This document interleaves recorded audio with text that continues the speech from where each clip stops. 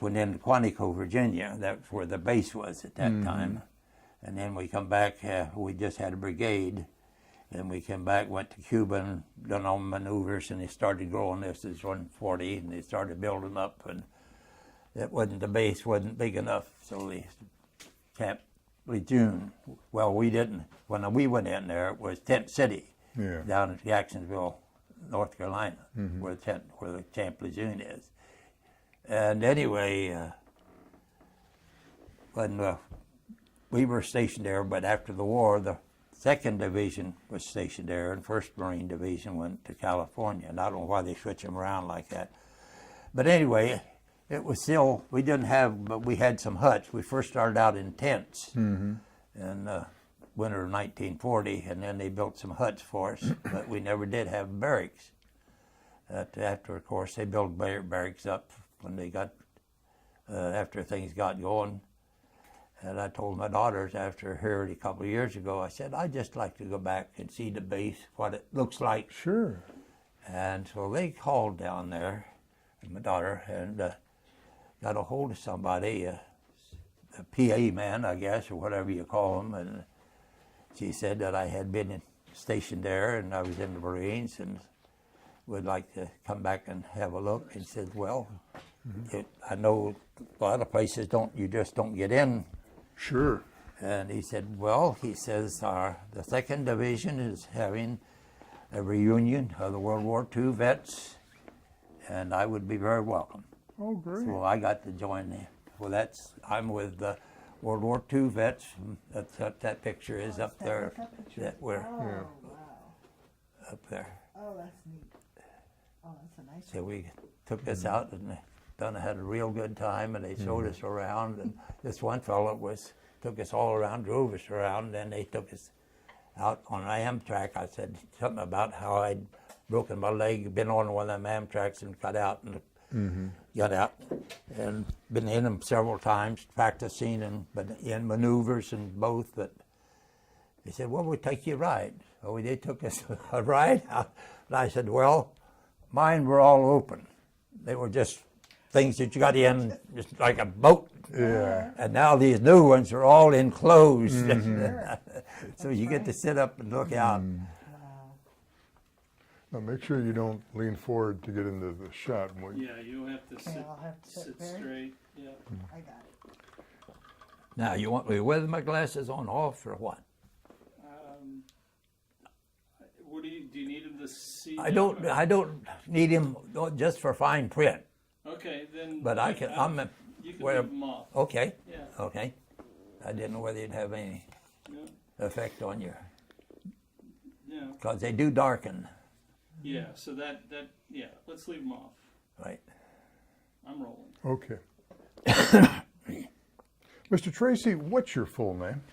Richard Thomas Tracy. Okay, and when and where were you born? I was born in Franklin, Ohio, October 7, 1919. Okay.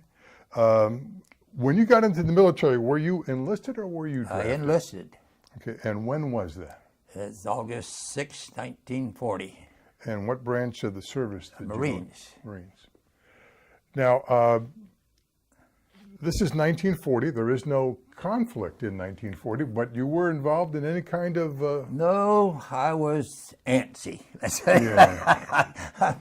I grew up reading the National Geographic magazine, and I loved, all these foreign places that, gee, there's some places to be investigated out there.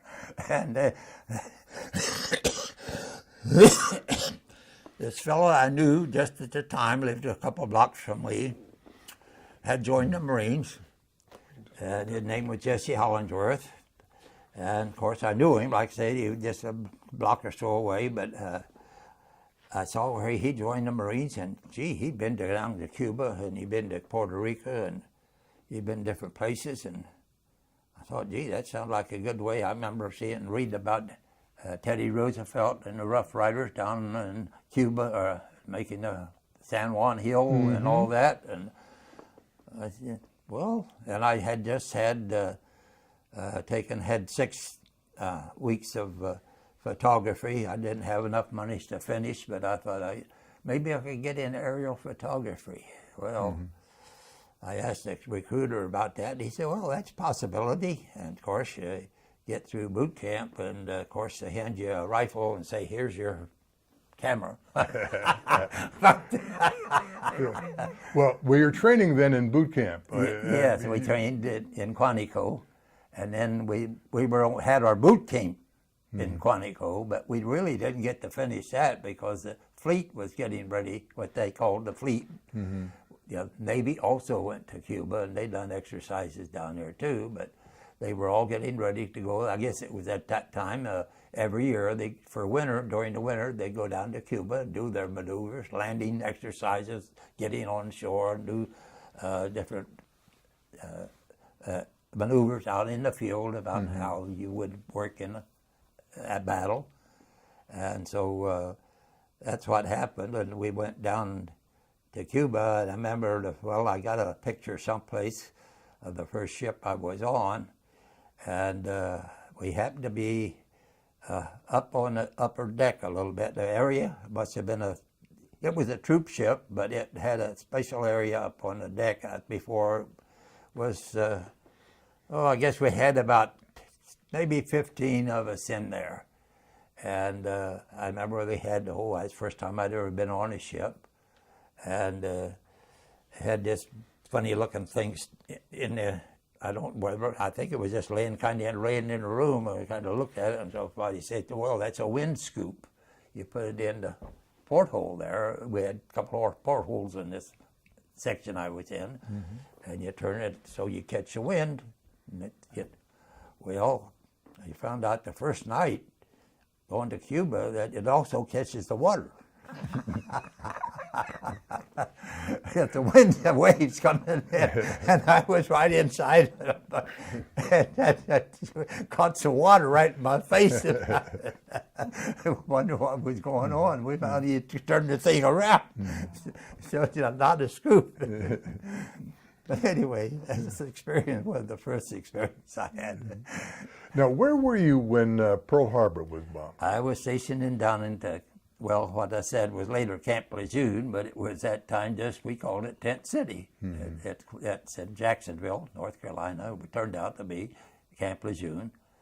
And I was stationed there, and of course we were been training and heard all this stuff was going on in Europe. And in fact, I had written, one of my friends that I had worked with, on a letter sent to, because he saved the letter and showed it to me later, that said if we hadn't been in the war yet, but Japan, I had wrote to him and I said, I know a word, something about Germany is causing a lot of trouble, but I expected that Japan would be our first enemy or something like.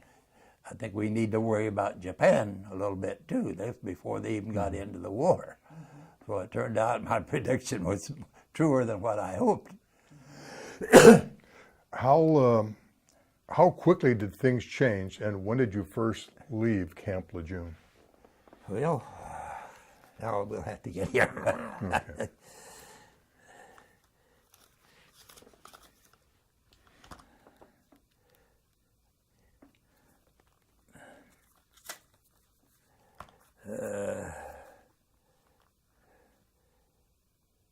I think it took us 3 weeks to get there. I don't have an exact date, but we arrived in New Zealand June the 14th of 1941.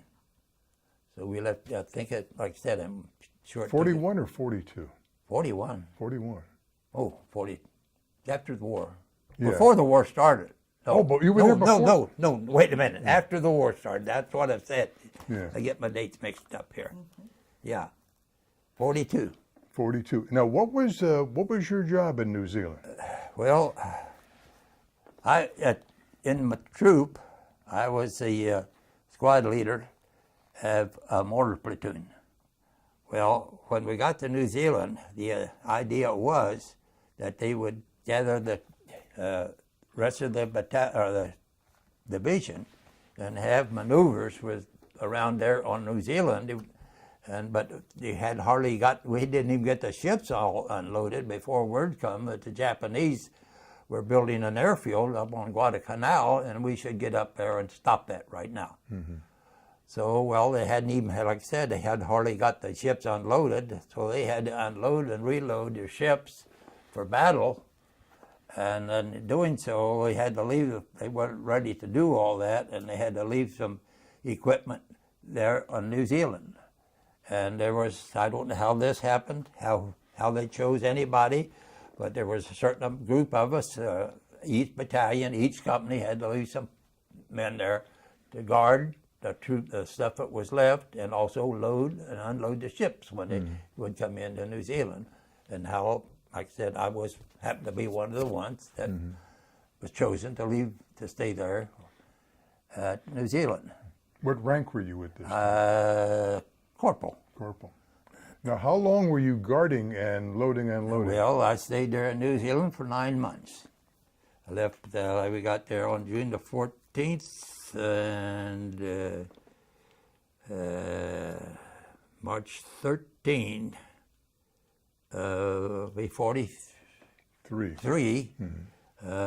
We left New Zealand. I left what few of us in my division.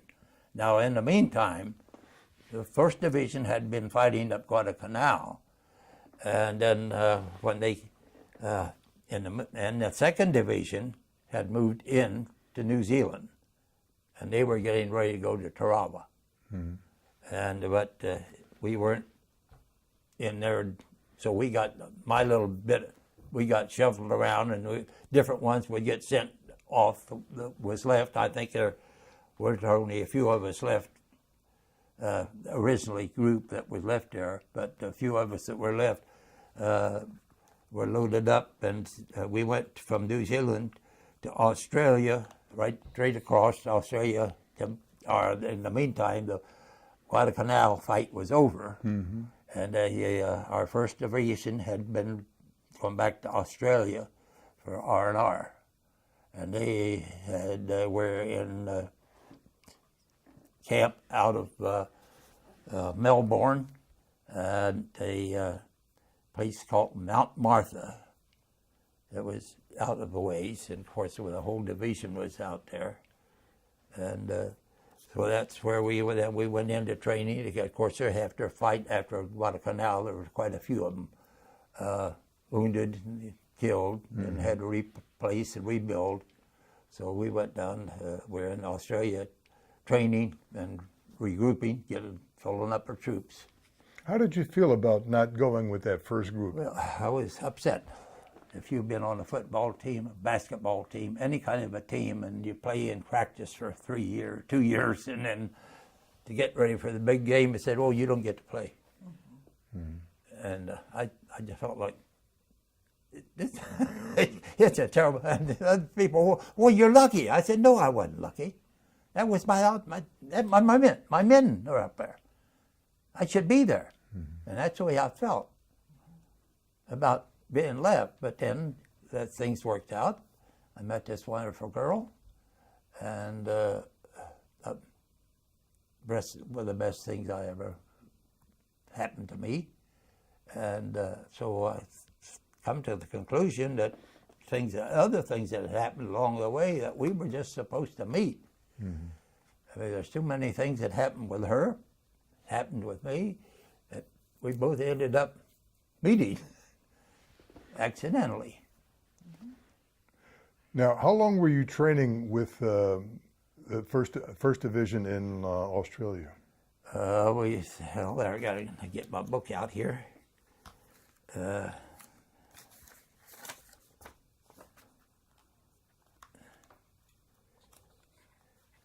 Okay.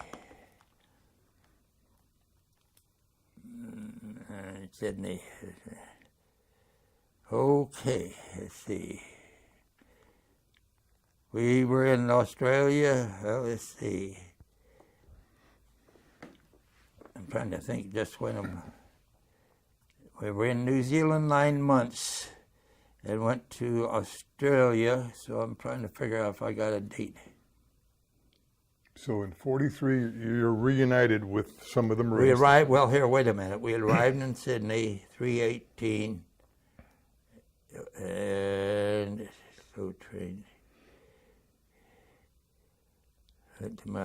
Well, 329, it would be 43.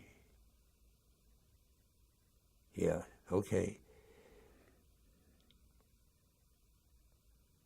And we left from Mount Martha on September 19th of 1943 and went to New Guinea. Okay. Now, when you were guarding in New Zealand, were you in full gear, just actually? Oh yeah. Well, guarding it? when we were guarding, we had just what area we had our camp, the stuff that we were guarding set apart, and we would we'd walk with rifle or pistol, whatever we had. I happened to be the pistol on at that time, but yes, they had carry on your shoulder, Sure. and we would have the area that we were guarding with all the whole camp as far as that, what camp we had. But of course we had what we were guarding were the sea bags and equipment that were left that they couldn't take with them of the other troops. Now, when you were personally guarding, was it sometimes in the day and sometimes at night? Yes, we had 4-hour shifts. And so yeah, we switched off day and night. Now, once you're reunited with the division in Australia, when did you go to New Guinea? What happened to you in New Guinea? Well, we done some more. We were still building up after our troops and training after after Guadalcanal, that they had to pick up, recreate replacements and everything. So we had to go out and do our retraining, and we got on patrols. We did come across a place in Australia out on a patrol, and there was some high, what they called kunai grass. So I guess it was about as high, not real thick, but it was pretty, not real heavy, what I'm saying, but you walk through it, and we were on the patrol, just going, checking around, and here we come down, and fellas said, look, here's an Australian soldier laying here, been laying there and over here, guy, as far as maybe as the back of the porch there, well, here's a Japanese soldier. They had apparently shot each other when they had been fighting there. No, was that in New Guinea or was That's in New Guinea. New Guinea. And that was in New Guinea, and so they had been fighting in that area before we got there. How did that affect you? Well, the funny part of it was, I thought, I hate to say this, but there's people that have no dignity about them. Fellows would poke around in their teeth to see if they had any gold teeth. They took the stuff out of their packs and were going all through it. Now, like I said, I had not been with them during their combat, and I thought, to me, it wasn't right. But I thought, is this the way they carry on when you get into combat? But anyway, I did, as far as I know, nobody ever done anything about it. They were still laying there when as far as I know, when we left. So nobody told any. I, being a corporal, I should have reported to somebody. I realized afterward, but in fact, we had a fellow come to come here to Franklin, Australian. So had been. He was Australian, but he was taught in New Zealand, and he was doing some research on our general here, General Harding. And I said something to him about it. I said, I remember we found, did anybody, he said, well, they probably went out there and found them later, but I don't know who would have, because I would thought that somebody in our outfit, somebody had never, like me, should have reported it to higher ups. But I thought, well, is this the way they have? I have not been with them during combat, but it just tore me up inside to see these guys poking around on these guys and going through their billfolds and getting stuff out. And I think, my God, these are people somebody needs to know about, but I didn't, just a corporal, I didn't know how to handle it. Yeah. How long were you in New Guinea? Oh, there again, I have to go back here. We got to New Guinea September 1943, and we left New Britain, left for New Britain December 29th, and New Britain was our next battle, and that we left for, so we were there from September 19th to December 29, 1943. Okay. Now, We went was there a beach landing in New Britain, or? New Britain, yes, we did the beach landing. We were in on the second platoon, or second wave, and they had already struck there the night before, the first wave. They'd gone in the day before. And we went in and had beach landing, and they had right behind the beach, now where we went in, of course, they were already fighting. And as we hit the shore, and they directed us around they wanted to get us outfit in behind the Japanese. And we went in, and just inland from the shore, I guess maybe 50 yards, there was a deep, shallow place. Now you could wade through it, but the waves, of course, it wasn't built. It was waded through water. Probably ocean had washed in there. But there was been between the bombing and storms and stuff, there was a lot of limbs and trees laying down, and we trampled over, tried to climb over that and stuff, get through to behind where we were supposed to go and go up. We got on the other side, then there was a steep hill over there that you almost had to climb up to get up to the top. And then we had our position. We were up there for, I don't think a day. No, we weren't up there a day. So that just before evening set in, they moved us. My platoon, I was in a mortar platoon, moved us to another position where we could. A mortar platoon, our mortars, 81 mortar, would fire around, I guess, 1,200 yards, maybe something like that. So we were behind the troops firing. Now, were you being fired upon when you landed? Yes, it was fire all over the planes. Planes chasing each other, chasing the Japanese planes or chasing Japanese planes. I couldn't tell who was. They were flying over, firing back and forth as we went in, and there were shells flying back and forth as we went in. But in the mortar platoon, you're kind of in between. Especially with the 81s. Now you have the big artillery, 75s and other artillery are behind us. And the Japanese are firing. I remember the shells going both ways over the top of us at different times. And then we'd have to wait. We had our, what they called,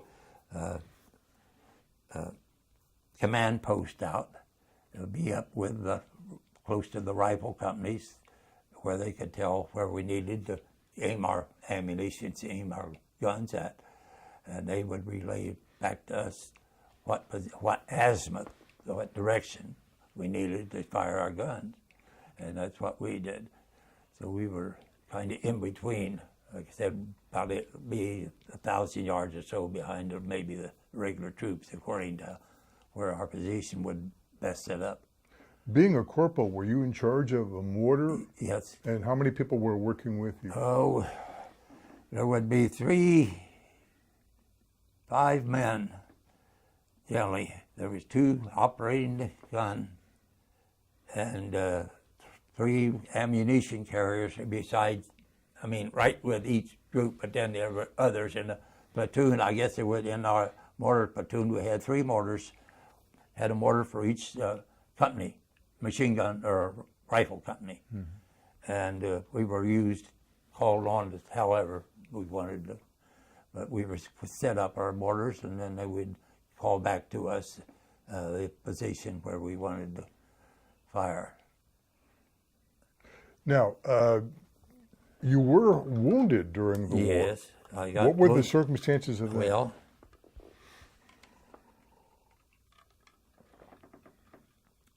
We had been moving up New Britain, leapfrogging, kind of like. The Japanese were pulling back. It didn't seem to have, after the initial battle, they didn't seem to have a very big force there, and they pulled back up the island, and we were sending out a group to try to locate them. So we would find out where they were coming in, and we try to leapfrog around and find that we only one place, or two places we stopped that had a little action, but in the place where I got hit, we had found, we had gone in late in the afternoon, and they had, the rifle companies had gone on ashore, and our mortar platoon were left. We just floated around up on these landing craft, LCMs that could carry troops or trucks, and they had a ramp in front, open all over. We set out on off the coast, I guess maybe a couple of 100 yards or something like that, all night, waiting for us to go in the morning. And we got in the morning while the rifle troops were making headway, but we had to get our gear in. And we got all the gear in on the shore, and we were kind of gathered around the gear underneath a bunch of palm trees and stuff. And I had left my mortar cart. I had left my pack on my mortar cart. We just kind of were hanging around on top of the ammunition and our food and supplies that we had brought in, and waiting for word to move up. And I had thought, well, I went to get something out of my pack or something. I don't remember now just what it was that I had left it about 50 yards away. And I walked over there to get my stuff, and I had just got to my cart, and the Japanese dropped 3 or 4 shells right into where I had left. Well, I was close enough that a piece of shrapnel hit me in the wrist. And that wasn't real bad, but the corpsman come over and patched me up, and I was ready to go. And we waited there till the rifle company moved in far enough that we could move up. And during that time, we were in this area had been used for copra, where they take, I guess, they would haul the coconuts, take the big coconut grove, for one thing, all over down in the Pacific. There's all coconuts growing. Anyway, this had a big building there where the op worked in, I guess. And outside the building was a big kind of outdoor fireplace built up, and we were all lined up. The firing was going on up in front of us, and we were all lined up, set him in a defensive position, in a half semicircle.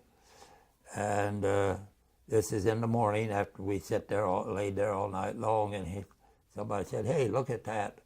And here was a Japanese, I guess, I never was sure he was Japanese, because they used the natives to do different things too, but this guy foreign, Japanese, whatever, had been in this stovepipe, or the big pipe that they had there off the fireplace all night long.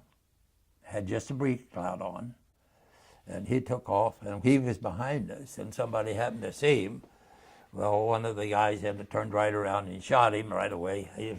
You wonder, the guy didn't even have a gun, but I mean, they're enemies and enemies, but I thought, well, somebody could have caught the guy. Yeah. But as we have people that are too eager to shoot, anyway, that was the first what I had seen. Anyway, the firing went on, and we moved up farther up the island as we went on. And we got up, they had a plantation there, and they also had a mission. The Australians had mission up there. And I guess they had a church. Here was a church, a nice building, nice house.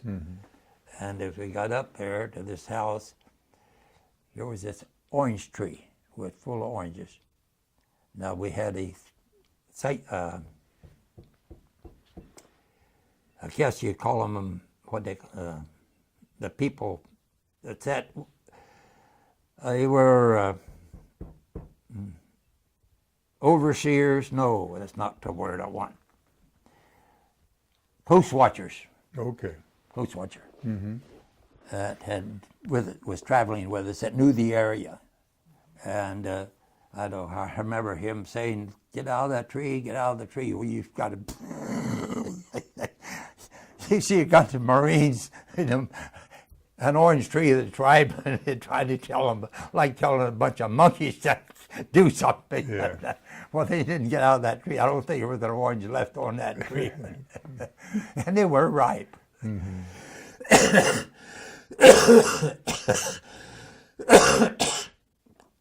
about that time, shells started flying over the top of us.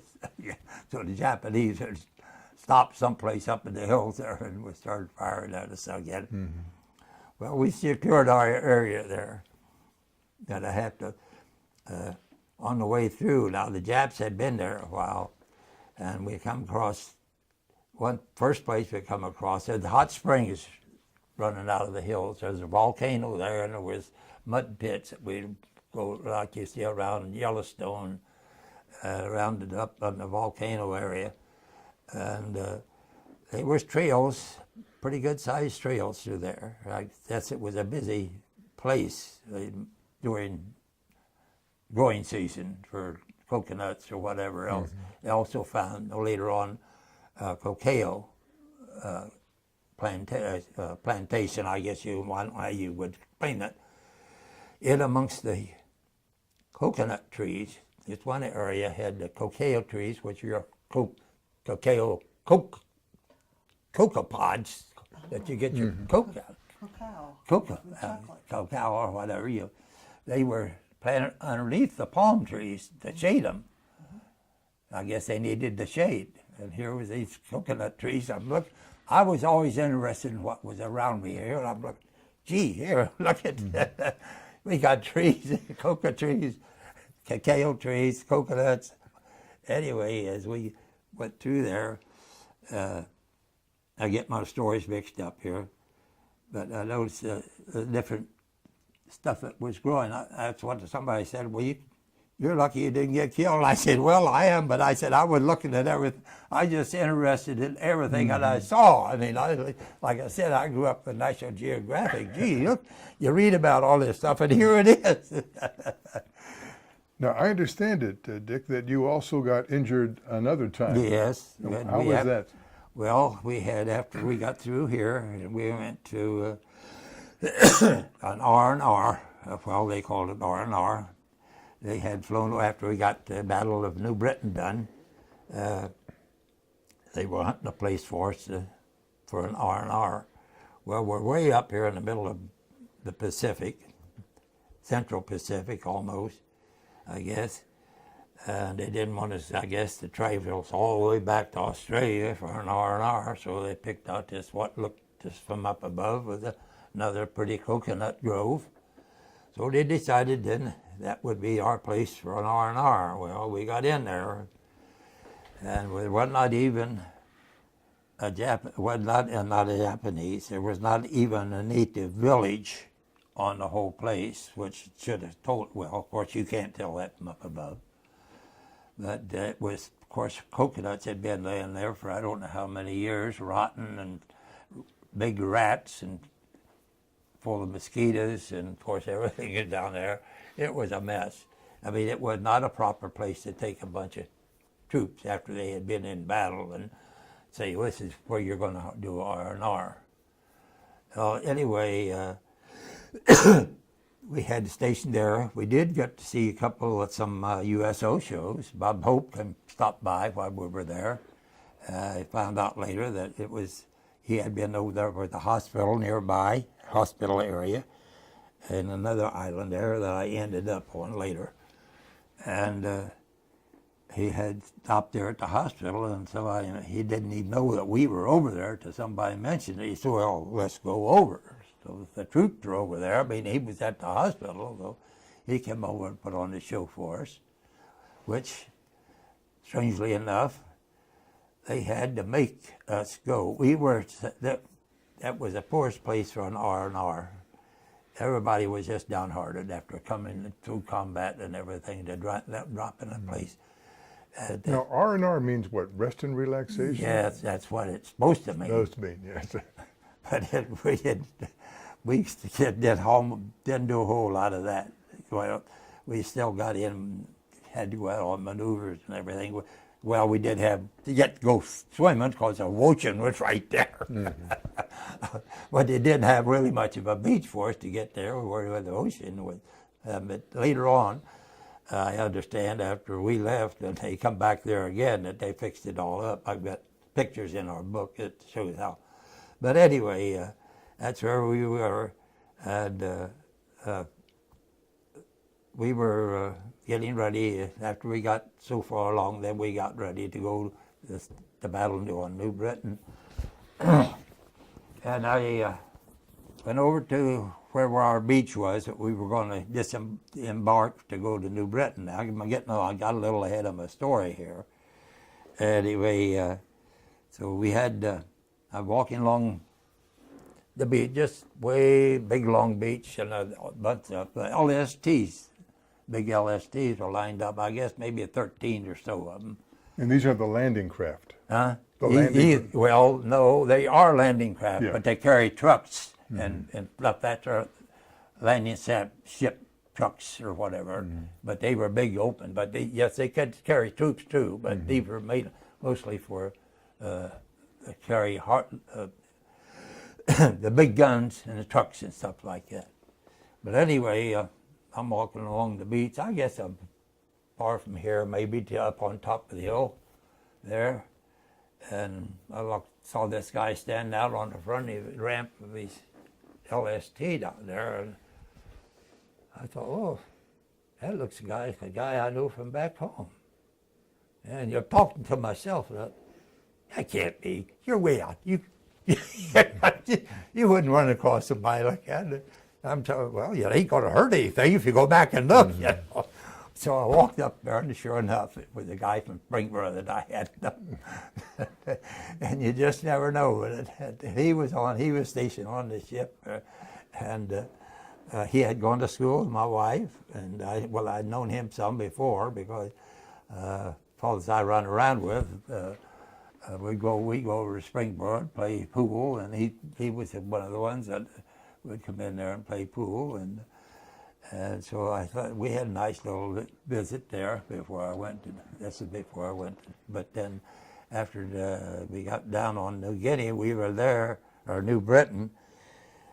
Oh, well, I got to find out how long we were. Seemed like we were there about 3 months. We had got so far up the island, or just before I got after I got my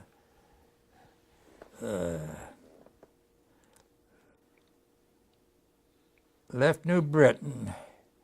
Well, we got there 29th of December, left the 29th of April of 44. And that's when we went to Pavuvu, where we had our R&R. I said I got ahead of myself a little bit there. Mm-hmm. Pavuvu was the island that we had done our next training on till we got new troops in.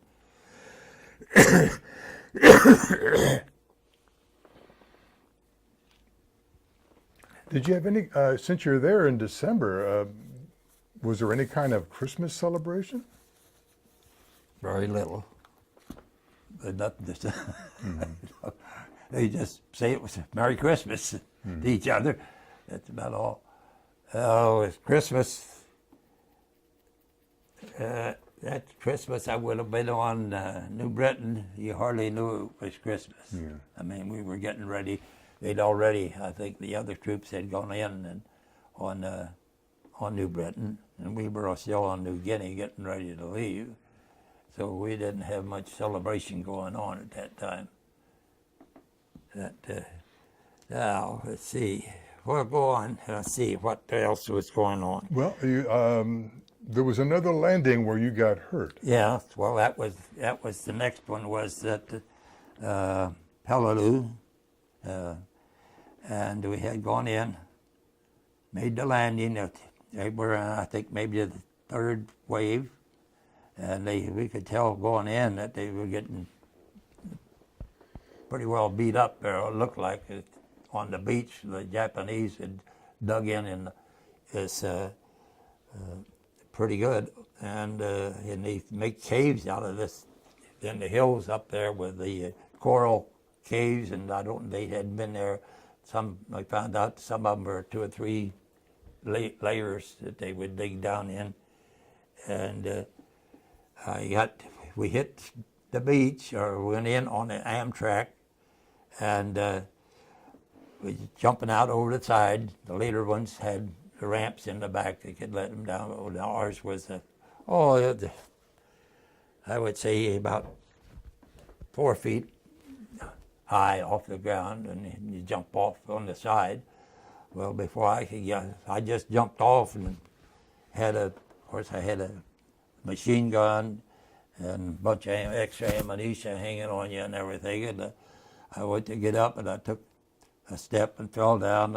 Done 3 times, fell down, and my platoons could tell I wasn't making it, so they got a hold of me. Went to come back and got a hold of me, and they picked up my left leg, and I fell out a yelp, and I found out I had a fractured leg. And I thought, now, all this, and for years, until I got back in the States, I thought, how can I've been doing this, jumping 2 or 3 years. How can I break my leg? I've been all my life jumping in and out of trees and stuff. Mm-hmm. It wasn't until I had got to advance my story a little bit. It wasn't until I got back in the States and was stationed at Philadelphia Navy Yard that I was out. I guess I'd gone to Mass one Sunday downtown, and had just drifted along looking in the store windows, and I heard somebody say, "Sergeant Tracy, I'm sorry I broke your leg." And I turned around, and here was this fellow in our outfit. I said, "You what?" "I'm the guy that broke your leg," he said. He's with his parents, and he's apologizing, and the parents are apologizing. I said, "Well, you don't apologize to me." I said, "You probably saved my life." I said, "This guy that took over my squad within a day or 2 got hit by a sniper." And I figure one of the reasons if he got hit by a sniper, that our platoon leader had given me his binoculars. Now, snipers are looking for anybody that has any authority or anything like that. And I figured the guy took my binoculars, and I figured that's one of the reasons he got hit, was because he had his binoculars on. Now, how did the Marine break your leg? Well, he landed right on top of it. I had jumped down and then kind of fell, and my legs were stuck out behind me, and he had come out right on top. I mean, they were shelling the beach. He didn't want to sit there on one of these Amtraks on the beach. He came right, happened to land right on top of my leg, and broke my leg, or fractured my leg.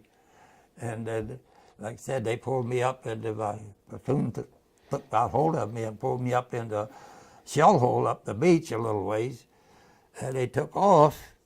Well, I'm carrying the mortar base plate. They was in the mortar platoon. I looked, I still had the mortar base plate, and the mortar is no damn good without a base plate. And I happened to yell, and with all the noise, I couldn't had a hard time yelling loud enough. They had to come back and get my base plate so they could use it. Now, what happened to you once you broke your leg? Were you? Well, they got me up into a duck.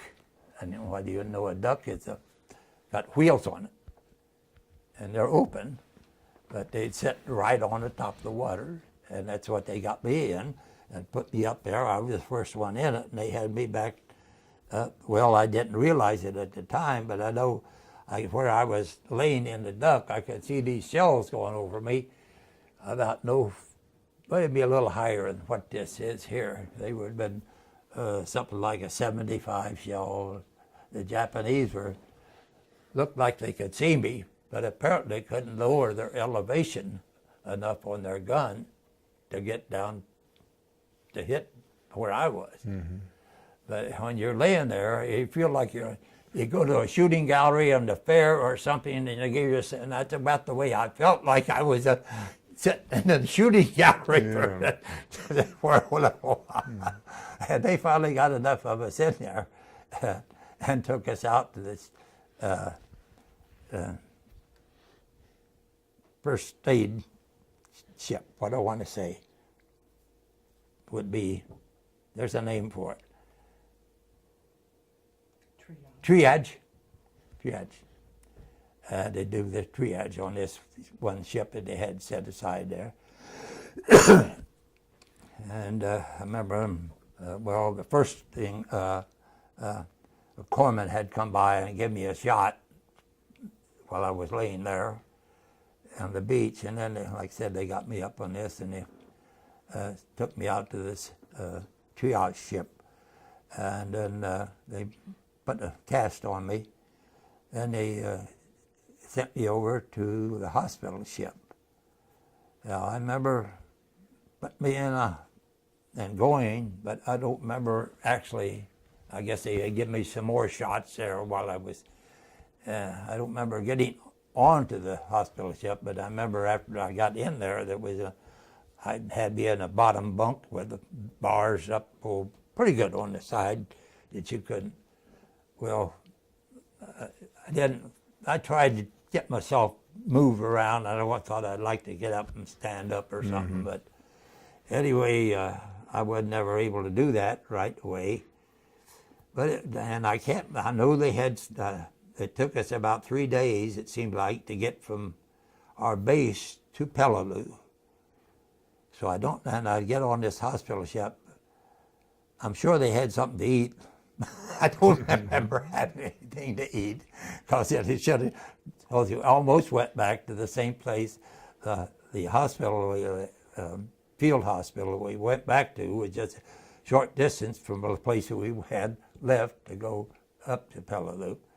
And I don't remember just laying there in the bunk and trying to get myself, wanting to get stood up, and about the middle of the second night,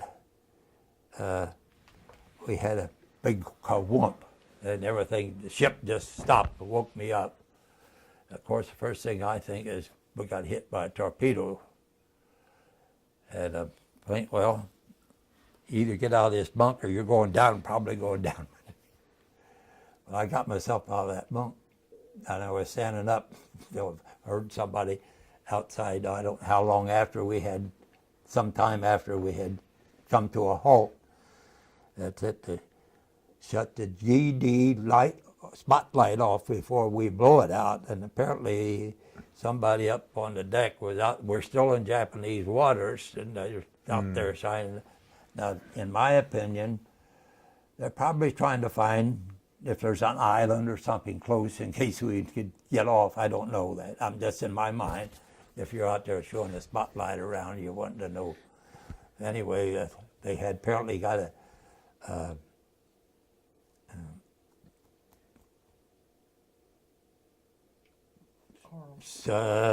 rescue ship. I don't know what you want to call them, up to pull it off the reef. A tugboat of some sort? Tugboat of some kind, yes. Yeah. And along with a destroyer. It would have been a destroyer, at least one destroyer with it. I don't know how far they had to come. I think, like I said, I figure we're up there somewhere around maybe Bougainville or some in that area. But time was lost. I don't remember how many days or nights we were on that ship before we got back to the hospital base. Now, the ship and the hospital base, do they have female nurses there? Have what? Female nurses. Oh, yes. Oh, yes. Yes.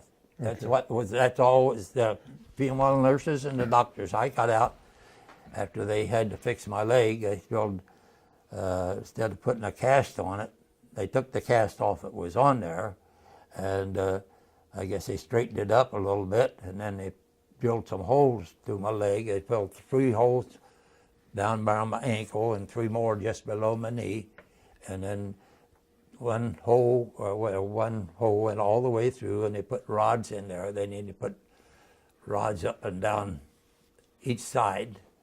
That was my splint. And they didn't like to put casts on, because then that heat and stuff down there would tend to get nasty, I guess. But I hobbled around on that. I tried several times to walk on it, but the pain was pretty, didn't want to go. But I had my crutches, and I'd get out every day as long as I could and hop around as much as far as I go. I just wore breechcloths. There wasn't nobody there but the nurses, and they were in and out of the hospital. So I didn't have, I had these things on my leg. I couldn't hardly get any trousers on anyway. But I was there. Were you shipped back to the United States after that? Yeah. Now I come out of there December. Now I got the same date 2 different times here. I mean, not the same one, but we left for New Britain on December 29th, and I left for home on December 29th also from there, heading back home in 1944, December of 1944. Now, were you in a hospital stateside for a while? No, they did. We were invalid home, but they had taken all my splints off and everything. Sometime early in December, before I left, they had to wait till they get enough people to go a ship empty or something to ship a bunch of us back from overseas. And we did have a nice bunk in what would have been officers' quarter on the ship, the hospital. A bunch of us were in there, and we played. I remember playing pinochle all the way back home, and we had to, the first Afro-American was in our group in this that I come across. Marines didn't take it, Afro-Americans at first, when the war first started. There was no Afro-Americans in the Marines till sometime after the war started. And then I think they first started out as ammunition handlers or something, but later on they started to work them into combat. And this one guy, we just had a bunch of fun playing cards. I remember we had one officer in our group, and he had to tell us to get to bed, turn off the lights. Now, when you got back to the States, were you? What job did you have? I was invalid home, and the first thing we got into Portsmouth, Virginia Hospital, and that's another. Like I said, I enjoyed. We rode across the country on the train come into San Francisco, and we were there. I had to laugh. I'd been in the hospital for 3 months. They put us in quarantine for 3 days, so we could get out. Well, anyway, like I said, I had laughed with. Why am I going quarantine? I've already been in the hospital. Yeah. But everybody come in. That was this. And anyway, I remember the first night we got downtown, all we had on was khaki. It's all the uniform. It's all I had. In fact, what I had on was all the clothes I had. And they did give us a little duffel bag. At the Red Cross, I think, or somebody outfit had fixed up duffel bags for us to take us home.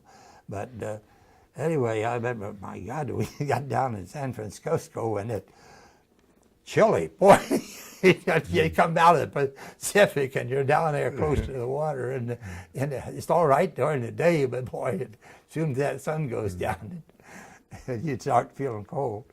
But how long did you remain in the service once you got back? Well, let's see. I was come back in, and I got out. Let's see. Got home. Well, I stayed in the service. Was stationed after I got through the hospital and everything. I got Well, I had a lot of leave mounted up, for I had 2 weeks sick leave, and then I had another week, I think, after I got my sick leave and went back. We were stationed in, like I said, Portsmouth, Virginia, and I was kept in the hospital there, so they checked us over a couple of days, and then they put us, we were just out into part of the general area barracks stuff. But then they got me evaluated. I said, well, you go back to duty. And so they sent me to Philadelphia Navy Yard as to do guard duty. And later on, I had done guard duty a little bit. And the fellows that were in the main office up there were fellows that had been in my outfit overseas, and they called up and wanted to know if I could run a typewriter. And I said, well, I had typing in school, but I don't remember touching a typewriter. Oh, well, you can do this. So they wanted me to make out the fellows a schedule of what, or not a more a schedule, it's a table of how many years they've been in the service, how many times you've been injured, and a bunch of other stuff. And they were starting their point system to release the people. So that's what they had me doing. And my God, you got, well, at least 5 classifications of different, I don't know how you can explain it, but classifications of people that coming in that had been in reserve and this and that, the other thing, and it all had mounted up, like I said, to how many times you've been hit, or how many years you've been in, and different things. And if you reached so many points, then you were discharged. Yeah, the highest points ever. Yeah. Anyway. How long were you doing that? Oh, a couple of months? Or? Yes, I would say maybe 2 months. Now, was the war still going on, or was it over by this time? War was still going on part of that time, but it was over with before I got done with it. Mm-hmm. Because when I was thinking in my mind, they were talking about going to Japan, and I thought, well, I'd probably be shipped up there. I mean, even though I'd had a leg broke, I back to regular duty, and I was a sergeant by that time, and mortars, maybe they need another. So anyway, I was expecting that before the war was over, I would get sent back. And anyway, where was I here? Something was going on. Dick, when you look back at your service, do you have a positive feeling about it? Yes. Yes. Tell us about that. Well, I was, like I said, always interested in history and what things were around the world, not just the history, climate, and different, what grows here, what have happened before us, like you read about, like I said, in National Geographic's temples, they find out in the jungles and things like that. And I got to be a part of that. I mean, I didn't find any jungles, but I remember reading about the New Guinea and the tribes and the stuff that they have down there. I didn't get to see, well, we did later on, while we were in the islands, we had the overseer, and he had several natives, I guess I would think from New Guinea maybe, because we had anybody there on New Britain when we landed, but they had these natives from New Guinea to help bring in, to go out and talk to the natives that were originally there. They had disappeared, kind of like from the Japanese treated them so bad, and so they had these natives that we would go out, and they would go out and try to locate different groups of natives of the island. And I remember when we were on, when we were getting ready to leave, I guess must have been New Guinea. Anyway, they put on a powwow for us. I mean, we put on a little show for them and one night, and then they came out with all they had done a big dance and everything for us on the beach as we were getting ready to leave to go to someplace else. I don't, like I said, right now I'm not a little upset about which island this was on that we were. I think it was probably New Guinea, but I'm not sure anymore. And they, I remember we had, I did go out on a patrol with General Fuller. Now our outfit, we were in this on New Guinea, and they were going to send out a patrol trying to locate the Japanese. And though I wasn't in his battalion, he had joined us. About, I don't know, a platoon of us to carry ammunition stuff, for they were going to have, because they need extra ammunition and stuff to go. And I remember we went to out on this patrol, and we were out there, and they were dropping supplies to us from the airplane. And apparently one of the guys didn't get out of the road in time. One of these boxes hit him in the leg and broke his leg, so they sent me to take my platoon and guide him back to the base, to the hospital. And I remember we had these native carriers carrying the guy, and they had rifles with them. They would also carry their guns. And I remember we had stopped along the way and rest, and this carrier wanted me to take his gun. I can understand he trying to carry it and the gun is swinging around on him, but with I guess maybe I could have carried it on my shoulder, but I was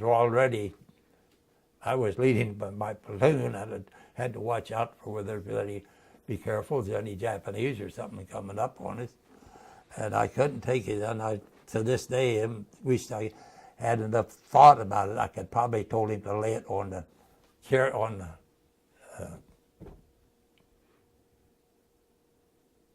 what we was carrying. He was just carrying the other guy on. Yeah, the litter or whatever. Yeah, on a litter. I thought later on, I thought, well, he could have taken it off later, but I just couldn't take the guy's gun because I had to have my arms free myself in case something come up on the way in. But we had to be careful. I guess they had found on the way when we were going out on this patrol, they found a couple places where the Japanese had put some torpedoes or something, a little stuff along the trail. Luckily, they found them before anybody stepped on them. So you had to watch where you're stepping on the way back in. And well, Dick, thank you for sharing. You're always filled with great stories, and we really appreciate it. When you look back upon your military career now, how does it make you feel? proud. And very proud and very glad that they get to meet so many people, not just the soldiers, but when you get to New Zealand and Australia and the different people you get to meet along the way. And it's just a wonderful feeling that I can't really put the words to it.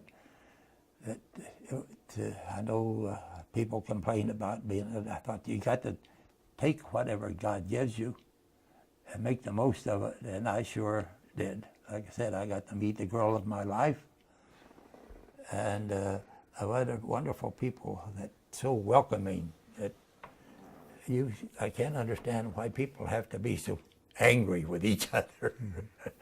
Everybody wants something else. Well, thanks again very much, Dick.